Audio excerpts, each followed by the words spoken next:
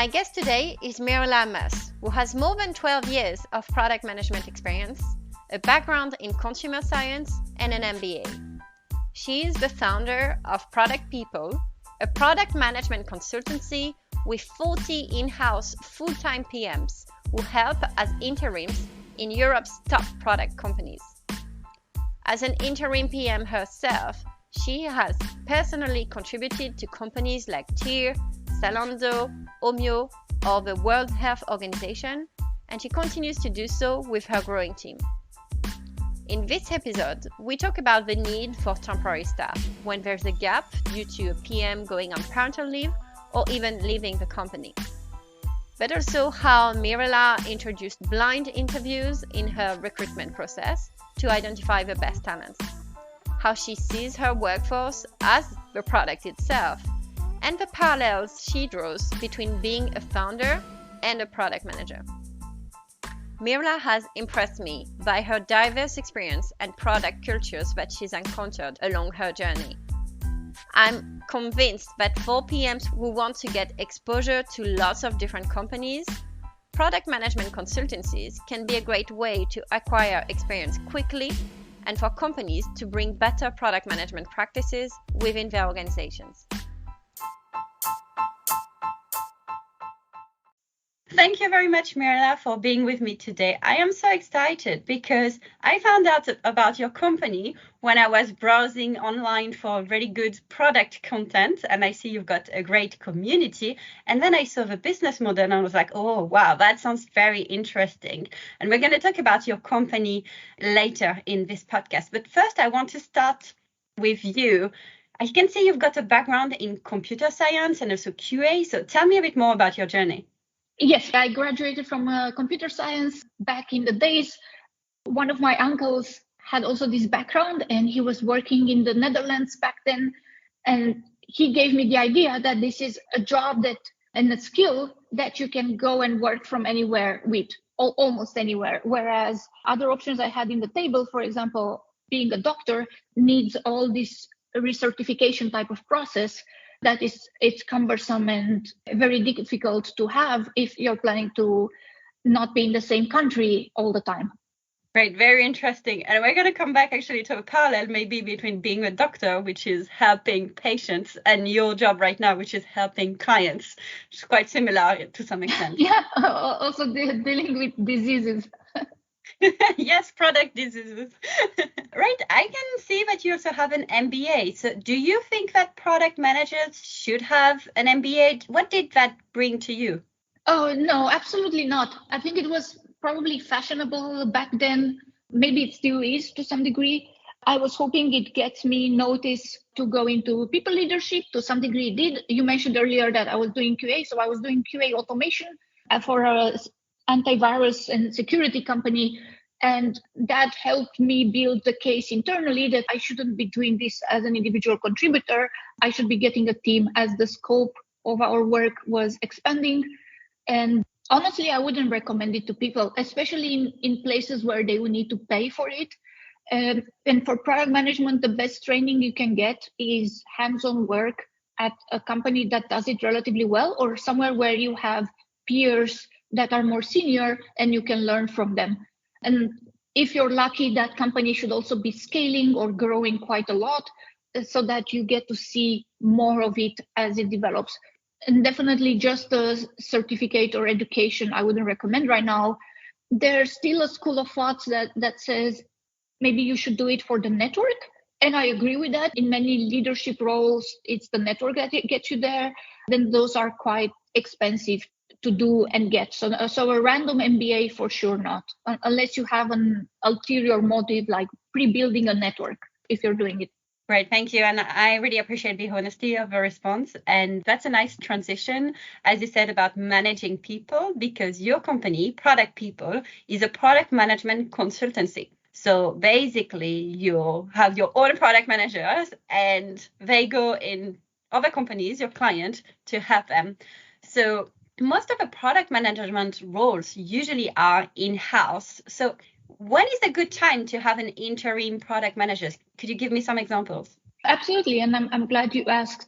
One of them would be temporary staff gaps. And these would be cases when you have PM going on parental leave, and depending on the country and other setups, that would be 3 to 12 months, either at a time or at various amounts of time. Then other part would be that PM is leaving either by their own choice or you're not seeing underperformance there. And in general, it takes about 3 months at least to hire someone. Sometimes in Germany, it takes 6 because people tend to have a 3-month notice period. And during that time, the team may lose momentum. They may start working on things that are not bringing value. And it's useful to have someone not only keeping the boat floating, but also pushing for short-term important initiatives, especially in times like these where path to profitability or operational excellence or revenue are the main goals. And there are sometimes a lot of short-term wins you can get even in these 3 months there if the basics are met. Let's say you have a competent dev team and leadership is willing to take advice and so on and so forth. Okay, so to confirm, you're not advocating for having PMs as contractors all the time as a general setup. You're advocating for when there are gaps, your company is here to help maintain continuity and maybe bring an external perspective with a different pair of eyes and maybe bring some of the best practices. Yes, absolutely. And then you may wonder, like, how is this a business model? There are companies that are large enough that there's always something happening. There's always someone leaving. There's always someone going on parental. There's someone taking a sabbatical, or things always tend to happen. And the cost of keeping a dev team that loses space or sight of what's important to do, or not having someone that is discovering initiatives as well as driving ongoing ones, it's way higher than just our cost, which is of course higher than an FTE would be, because this is how we make money, of course. So in general, yes, I think product is a function that should be on a long-term in-house as a strategy, but you see that is often that companies bring strategy consultants to do a sanity check or to help push an unpopular idea or to help change things, as they also augment with other functions like development or design. So I think what helps product people is that we don't belong to any of these players. So we also help the client with an unbiased opinion of what should be done, even if our visibility is not super vast in those amount of 3 to 6 months or 12 that were there. Yeah. No, thank you very much for clarifying. And I can definitely see examples where a product manager has left, or there's been a reorganization and the product manager had to do several products, and obviously they couldn't do it because one product or whatever portfolio you get is enough already for one product manager. And I could see the need to have more continuity. And I think as a product manager, I would really welcome to have someone who's got the type of, so let's say it was you who came to support my company. I would welcome your experience because I've been so impressed by everywhere you've worked at. So, you've got PMs working at Zalando in DeepL, which is like machine learning, a wealth of experience. Also, I saw with the World Health Organization, that is such a wealth of experience that you can share when you come to a company. So can you tell me more about one of them? All of them were memorable in different ways. And even I had some engagements I didn't personally like because I didn't feel super connected to the culture. I realized that those taught me a lot. And this is also how we value the seniority of our people. So we had a case where a client really liked one of our people and were aiming to take them over. And that person was waiting for the engagement to end.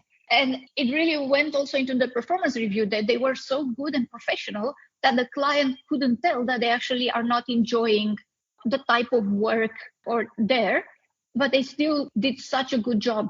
And so I think from my end as well, I've had cases where looking back, I still learn from the companies where I thought, oh, this company wasn't that product centric, but they had a very good sales team. And you can understand how some departments function better or worse in different organizations and how this impacts you.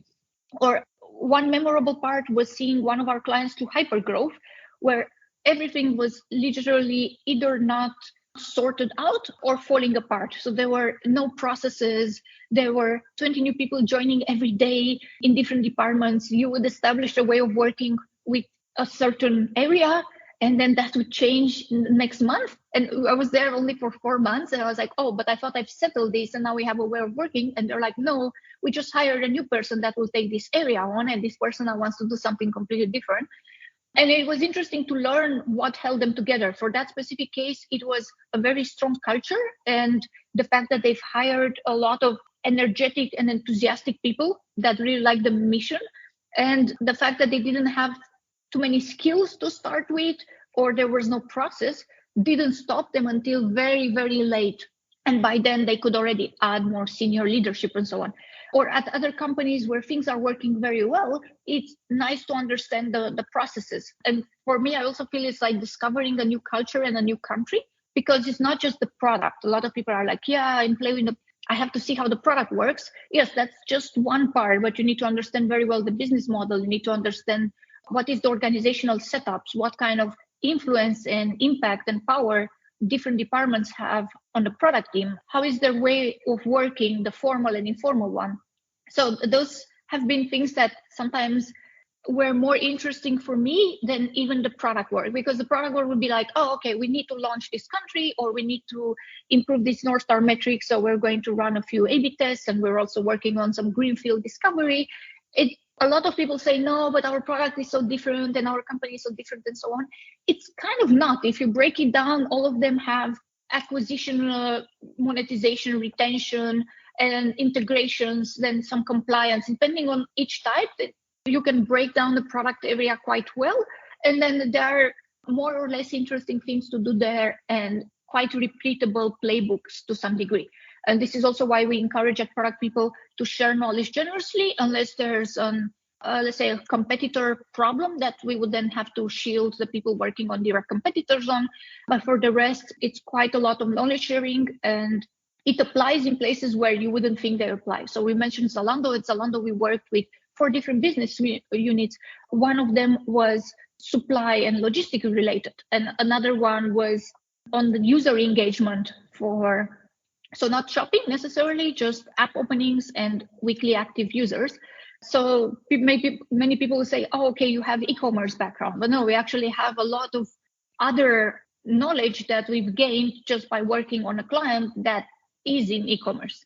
Great. That sounds fantastic. And when you talked about that last initiative in Zalando, that makes me think this is a bit like the role of growth product manager. So do you have different types of product managers? So obviously different seniority levels. And sometimes you have to bring in a CPO, for example, or an analyst product manager that's a bit more junior. And also growth product manager, technical product manager, and core product managers, or platform product managers, data product. So you have that range of capabilities in-house? Yes. So some of them, people come with, let's say they have a tech background like I do. In other cases, they gain this knowledge by working on some of our engagements. To give a more context to that, we look like body leasing, but we don't do body leasing per se. So a client would pay for an engagement or a PM, and they get 3 people supporting from us, one of them being the main client-facing person. And in that case, the PM comes assisted by an associate for tactical support and is mentored and managed by a group product manager or our VP of product, depending on the complexity of the engagement and what these other people that are supervising have as their knowledge and background. So with this setup, our people get a 3x exposure to these different areas, either to the hands-on work, to the support role, or to the mentoring and management role. And this helps us, again, have more knowledge of these assignments. So of course, with one growth engagement at a client, we already have 3 people now who have experience in this, aside from the ones that came from outside product people that had it. But indeed, these are type of roles that we serve quite a lot: payments related, growth, different types of integrations or compliance, user retention or activation, kind of anything you can think of that's quite narrow in the product team, we do it, as well as pure discovery missions. Although those are less common than people think, because a lot of PMs say, oh yeah, I would love to do just discovery. And it's usually not how it happens. Most of the time it comes with other delivery work that you need to take care of and make time for discovery. Yeah, I've noticed you mentioned several times the word hands-on, and it is my understanding that you prefer to do hands-on work with clients rather than coaching them. There's always a coaching part of your business as well, but your thinking is bring a PM in the client's organization and get them to do the work and show how it's done. And this is how people learn. What has led you to have this sort of thinking and to think that actually seeing people do product management is better than trying to explain people how to do it? I would believe pragmatism. One of the things that we have in our hiring process is we do blind case study assignments. So people don't know who they're rating. They just have a target seniority. But if they like the case, they can say, well, this person applied for senior PM, but they look more like a PM. There's already the basics for a PM1 at Product People met, but we could offer that. So we've had cases where some people were applying for group product managers or manager of senior PMs and PMs, and they were just ranked as a PM. Well, that person does a lot of LinkedIn thought leadership and quotation marks coaching and so on. So we've changed after some experimentation. Our philosophy at Product People is that we tend to promote from within. So anyone who's managing people right now has grew this internally. And at the same time, look for very good individual contributors who can develop few other skills rather than take pure people management or self-proclaimed coaches and give them team responsibilities.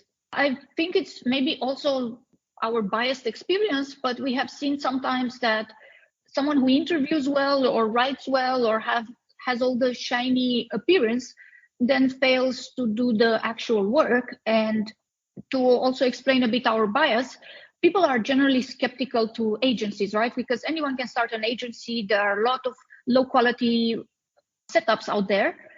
And that makes the barrier to entry is very easy as an agency. But then the getting past that and acquiring and retaining good clients is an incredibly hard work. And I think this is also why most agencies die in obscurity or just don't make it past a few people, which are then more like a 1 or 2 person type of businesses. And I think the coaching part is the best way to get there because you won't be able to have very well measurable results. Whereas if we have a hands-on PM there, that PM increases certain KPIs. So they're making leadership look good. They're making us look good. And who is a product leader who wouldn't want some people there to help them that are not a risk to take over their role, which unfortunately internally a lot of the PM setups are people elbowing each other to get to the group PM or the director role because there's no other way to go up. Whereas a contractor like us knows it's not there to take someone else's leadership position. Mostly our goal would be to be renewed or to be brought in back whenever there's a similar looking contract. So we do interim product leadership engagements as well, as we have a few people who have grown out of the PM, senior PM role and won't do the hands-on work. But most of the time they spend monitoring existing engagements and making sure we have our best practices across clients. We can also understand the complexity and the setups so that we help our PMs and that our PMs don't get feedback only from the clients, but also from us internally, because clients may also be unreliable narrators. They could be overly happy or overly not happy with something that we may or may not consider a problem. So then helping our PM there and helping ourselves understand very well how well our people are doing is very important. Right. Well, that was an amazing answer. I really love the blind interviews with the exercise. I agree that this is the best way to assess the skills of a PM rather than relying on maybe what's on the CV. And the part about having more senior product managers, almost in that group PM director, looking at the project because they can then judge from a product perspective as well with their own experience how the engagement is doing, as opposed to having that biased view maybe sometimes from clients. Now, very good, very interesting. Thank you so much for sharing this. It's also something our people enjoyed, and it has also given us more predictability because we want our people to take days off or sick days but the clients may not be so understanding that, hey, this contractor just got corona and is out for 2 weeks and we need to do our quarterly planning. So with this setup, we can have the more senior person and the tactical support associate intervene and keep things going, while our PM can take their sick days off or their vacation. Same for also these other two functions, because the other two people can hold things together or even move them through in 1 or 2 weeks, whereas otherwise it would be a lot to pick up when someone comes back from a sick leave. That's a very good example as well. So when you talk about your company, you almost talk about a product. It's as if your employees are your product. So how do you manage such a company, and what are the parallels between being a founder and being a product manager?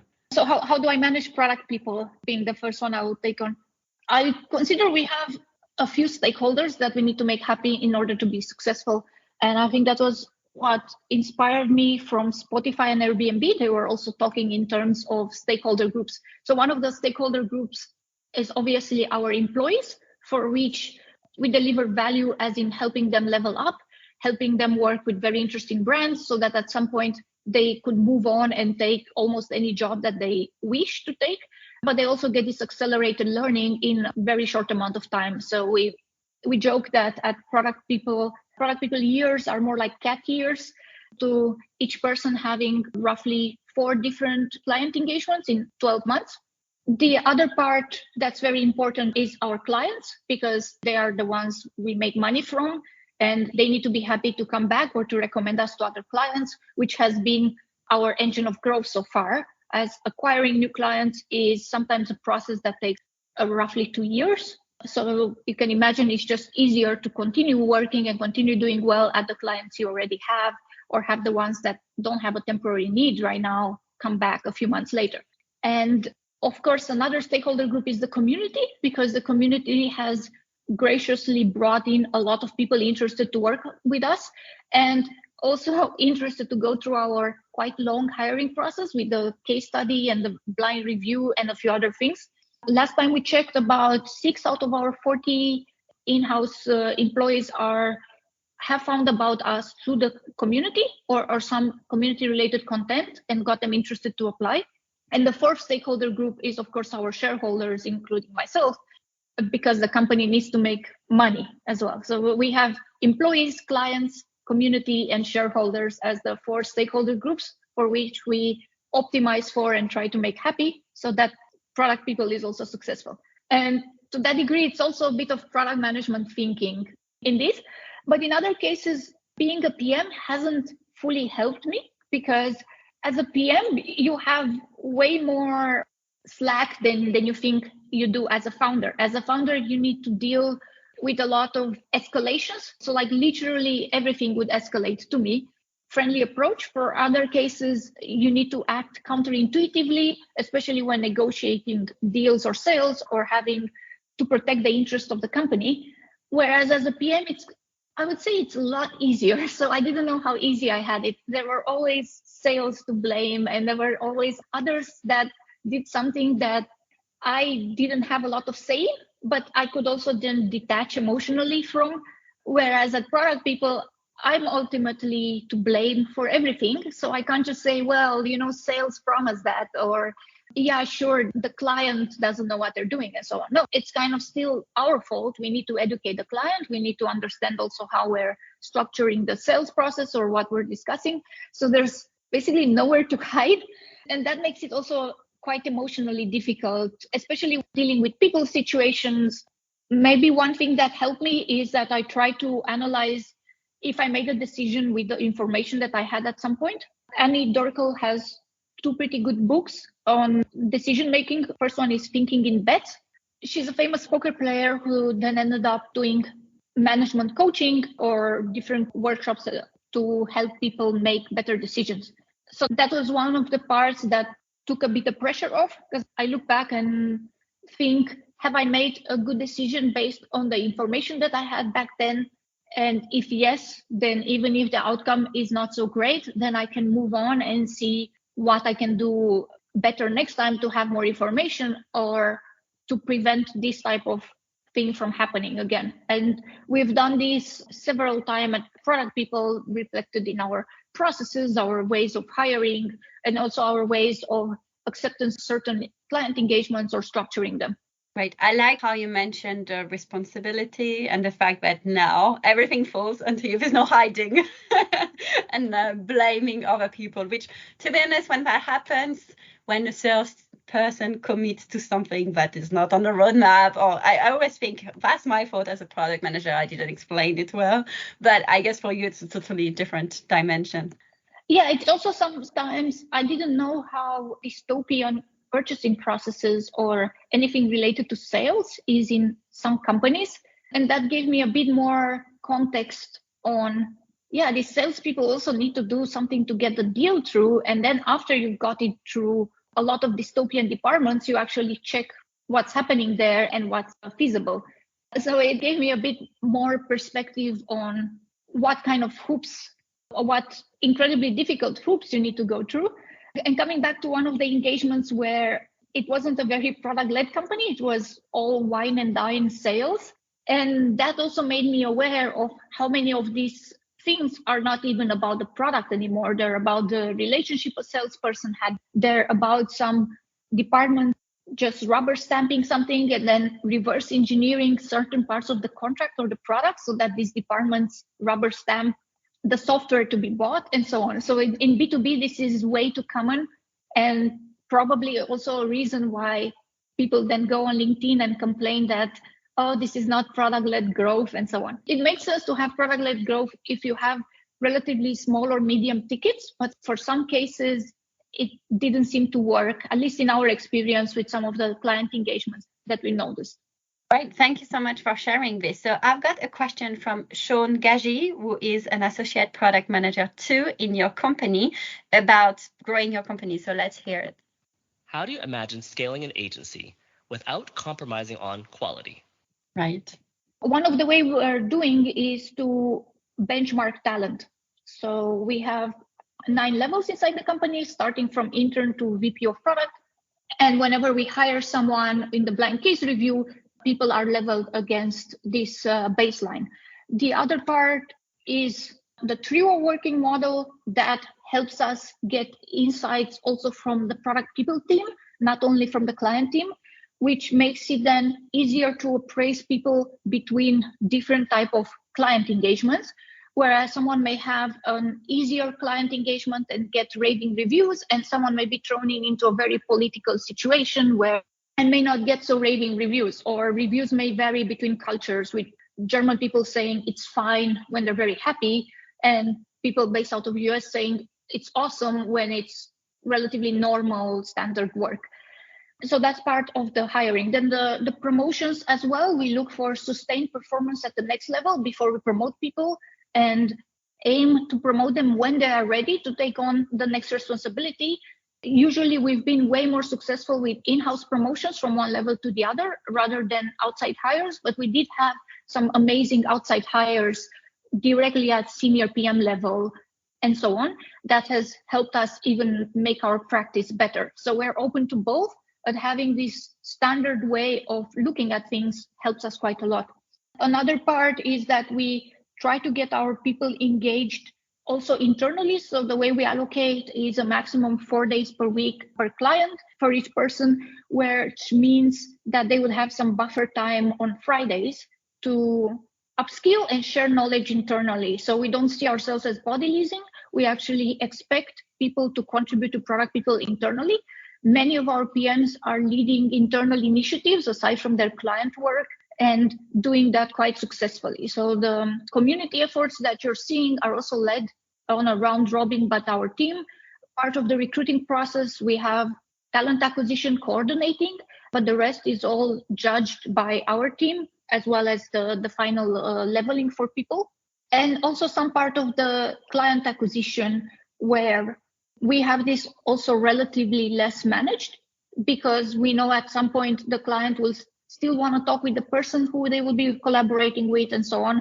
And we try to make that quite low effort to do and be less of a sales team driven type of organization, but more of, hey, the clients need to understand what we do and trust what we're going to do and speak with the person who will be their main contact point, and that's it. And with this model, at the level of seniority, people also get profit participation from the home company, so that there's less incentive to have turf wars between, hey, this is my client and this is your client, and we just deprioritize your client because I will get only things from my side. And it's a model that I haven't invented. I just saw it at the large consultancy firms as well as the large accounting firms. And it has been proven over and over again. It's also a good incentive for the people who want to stay in-house, and for the people that see that this is not for them, they still get something out of product people. So it's a win-win on all sides, including for our company and our clients. Right. I love that. Say, you're not reinventing the wheel. You take inspiration from other things. And I think that's a lot of what we do as product people as well. So one of the things that I loved is how the 5th day of the week, your employees can spend the time sharing knowledge internally, but also learning about new things. And when I see the list of engagements you had, some of them were related to data science, so a bit technical. So did you work yourself, for example, on data science products? And what's it like as a PM if you've never done it before? Do you need to learn? Does that come naturally? Do you not need to be that technical? What's your take on that? Yeah, so I did one of this engagement myself, other by our team. And also not only with data science, but one of the products that I helped Zalando with was mostly ML algorithms, and I was more of a stakeholder of the applied science team. So I even didn't have, let's say, full PM control over. It's relatively easier than when you have an UI, because on the UI, everyone can give opinions on, and if you have this a bit of stakeholders that feel like they need to discuss the copy with you in a very long Slack thread, then it's probably not my favorite type of engagement. Whereas here, it was harder for the stakeholders to micromanage, because you could only give feedback on the output of this model, and the output of this model were of different outfits that would fit with an item you bought or an item you looked at. If, let's say, you looked at a pair of sneakers and you to put an outfit together based on what the model thought you would like. And of course, it's also very subjective, because some people could say, well, I don't like what it gave me, or why am I seeing these pants, and so on. But you couldn't go back to the applied science team and micromanage them and say, hey, please don't give this pair of pants to this person, right? Because then you're adding an unnecessary business rule for like one scenario. We did add a few business rules, but it was more on things that we saw would prevent the model from doing well, when it sometimes got into this, how on YouTube you see a video about something and then YouTube thinks, oh, this is everything this person wants to see for the rest of their life, and this is how you end up with these conspiracy theories. Well, ours also had like that. If you looked at certain sneakers, it will think, oh, this person wants to see these sneakers everywhere. So at some point we had to add a deduplication rule to not do that, as people saw it as a problem that they're seeing things that looked too duplicated. And to get to my point, I think it's easier to set goals and to set things to measure, because you don't have something to get too visually attached to. Also, the timelines are relatively long, that you need to put a lot of thought into it of what you want. Doing a lot of upfront user research was also very helpful here. And it also helped us buy time with management, because you need to give relatively good guidelines of what people would want, and then let the team reverse engineer that, and then A/B test various versions or changes to this model and see what it delivers.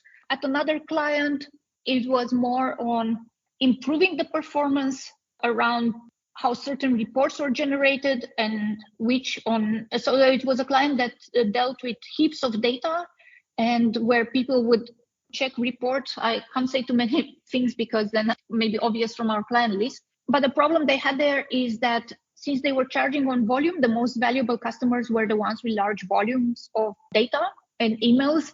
And for those, the UI would end up staggering. So we needed to prioritize various performance-related topics, which again, it sounds a bit less like PM work, but it was PM work. We were looking at which are the clients that bring in the most revenue, what are the problems that are they seeing right now, and optimize towards these ideal customer profiles or ideal customer profile plus. So it's less technical than most people think. And this was also one of the advice we gave to a client because they were struggling hiring, because there aren't many people who've done this before. And my advice was like, you actually need someone who has more commercial sense, especially in that case, it was a B2B product, and understands how to liaise with customer success and with sales, as well as with the development team to understand reasonable timelines and prioritize various initiatives depending on the customer profiles that you're optimizing for. But it's not so much about the technical aspect, because they were looking for people who can do SQL queries and so on and so forth. It's like, it's not necessarily what you would need. This is also something the development team can help you with temporarily. It's especially in a B2B setup. It's more about having the commercial sense and knowing how to leverage the departments who bring in the clients, because those are the ones interacting with them every day. We even used the customer success team to do user research because we wanted to do that at a time where their clients, which were all in e-commerce, were super busy, which is the last quarter of the year. But they would always have calls with customer success because they needed to set up more complex campaigns, or there were some edge cases. And then we used that to sneak a few questions in and get customer success to bring us the answers for those questions. Great. Thank you very much. And I think that's quite reassuring because, as you say, it's right that PMs themselves, but also the companies who want to hire them, think that PMs should be super technical. And it's not necessarily the case, even with data science products. So my last question before we move on to the fire questions, is there one tool that you carry all the time with you in your toolbox? You know, for example, as a founder or as a PM, if there is something that you always have and you're like, oh, let's use this tool and it's going to help us. I'm a big fan of Miro, especially when planning things visually. And I've used it in my client work. We've also used it internally. Definitely go for that. And then plain old Google Docs or Notes, because sometimes I just write to clarify my thoughts and it's super useful. So a mix of these, writing somewhere where you can write things and somewhere where you can doodle and have things represented visually, have been my go-to tools for everything. Great, perfect. So let's move on to the last part of the interview, which is the fire question. So I'll present you with 2 or more options and you choose one of them. You can simply answer, or if you want to elaborate, you can. So first one, B2B or B2C?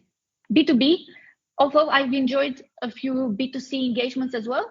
I feel that it's easier to be pragmatic in B2B and also measure what value you're delivering. Whereas in B2C, you can do a lot of silly things just because they seem nice or they seem cute to A/B test. Great. Slack or Teams? Definitely Slack. And for people who want to complain about Teams, there are worse things like Google Chat or Skype for Business, or many others. So if you're complaining about Teams, you haven't reached the last circles of hell. Yeah, that's brilliant. I didn't know Skype for Business was still a thing.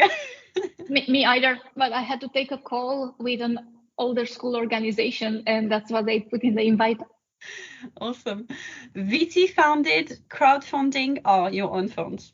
So I can only talk from our experience. I would say, if depending on your background, VC funded could be easier because you're spending someone else's money. You just need the connection and the story and everything out there that you would get funded for that.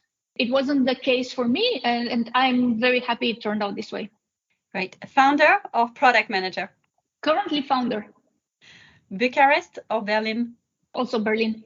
Remote or in person? Definitely remote, with in-person meetings every 1 to 6 months, depending on regional availability. We've started expanding product people in the midst of the pandemic. So everyone was onboarding with us remote first, and we kept it like that. And it has worked wonderfully for us. We also have some people who have kids, and it helps them pick up the kids at some point in time, or they're just used to being more productive at home as they would be disturbed in an office setting. We do, however, like visiting clients for certain alignment meetings or in-person workshops, but the default is working remotely. Great. Thank you so much for this interview. I've really learned a lot, and I found your company and your business model very exciting. I'm super jealous almost of the opportunities you've had to work with as many clients and see different cultures, as you said. So what I've taken from what you said is sometimes you come in a company and you do some quick wins as well. Yes, there is the delivering this, releasing that, but there are some quick wins that your employees can do to improve the product practices. So if we've got product managers listening right now, what are the top 3 things that they can do or implement in the company when they first join or to make things better? I first suggest that when joining, first observe and understand what kind of environment you're in. Unless you were brought in there directly to transform or change certain processes, first observe what's working and what's not, and even tag along for a few things. Once you've started establishing some credibility, or if you see some opportunity space where a process is not defined or documented or existing at all, you can bring your own. And if it's accepted and it works, then you've already gained some trust and you can build up on that. And most of the times, I would say find people and problems pertaining to your scope. There are sometimes simple things that we noticed organizations don't do, like having proper documentation and discussing publicly on either Slack or Microsoft Teams channels that make it very hard for new joiners to understand what's going on or who to talk to or anything like that. So I don't think there's a fancy solution, although I've been asked about that. Was interviewed the other week when someone wants to start some sort of service of company that helps organizations with discovery, and was asking us if we've seen this as a problem. And we've seen so many more basic problems that companies don't do. I doubt that this is going to be top of their list since they're not just covering some basics. Right. Thank you very much. And I agree that this is the best approach. First, listening. That is what we should do first as a product manager. Documenting, definitely so many gaps for new joiners when they arrive and they are trying to figure out what's happening, and open communication channels. Great. So what if people really liked the interview and they want to carry on the conversation with you, ask a question, find out more about your company? What should they do? One idea would be my LinkedIn profile. So for me personally, although sometimes I respond super fast and sometimes I respond within a week. The other part would be to visit getproductpeople.com. If you're a prospective client wanting to chat with us, there's an easy way to book a call or send an email. You can also see a few case studies and clients we've worked with. If you're someone who enjoyed learning about what we do and would consider to work for Product People, despite our bit longer hiring process, you can check our job section. So currently we will be reopening PM role from January, because at the end of the year, people tend to be on holidays. So we will be slow at processing these applications. So that's about it. And if you're interested in more Product People content, you can check out our coming events on Meetup or see the videos from the past events on YouTube. Also search for Product People and you're going to find them. Perfect. Thank you so much. I've really enjoyed that conversation. I've loved the wealth of experience that you have, all the tips and the different perspectives as well, from in the client, outside the client, as a founder, as a product manager, CPO, and all of that. Thank you so much for taking the time to share this with me. Welcome to Product Perspectives, the podcast for product people that gives a voice to their stakeholders, hosted by Magali Pellissier. Each weekly episode shows you the other side of the product with interviews of the people who contribute to making products a success. They are engineers, writers, marketers, support analysts, UX designers, or even salespeople. Not only will they get the credit they deserve, but they will share their perspectives on what makes a good product and product manager. Stakeholder management is a key skill for product managers. So just as you're obsessed with listening to your customers, let's hear from your stakeholders. Thank you everyone for taking the time to listen to this podcast. If you enjoyed this episode, please share it with your friends and colleagues, and rate it on your favorite podcast platform. If you have suggestions for topics and guests, or any feedback, you can write to Magali Pellissier at hotmail.fr.